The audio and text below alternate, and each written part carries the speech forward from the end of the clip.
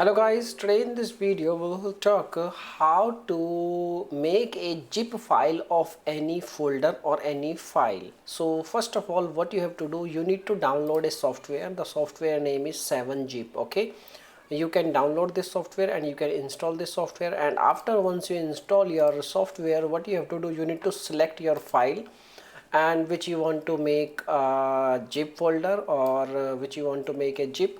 So you can select all the files, or you can select one file, or you can select one folder also. Okay, and once you select your file, you need to right click on your options, and you will see there is an option like 7zip. Once you complete your installation, you will get this option like 7zip. Okay, and now what you have to do, you just need to simply click on add to archive. You can also do, and you can also click this compress to 7zip and mail.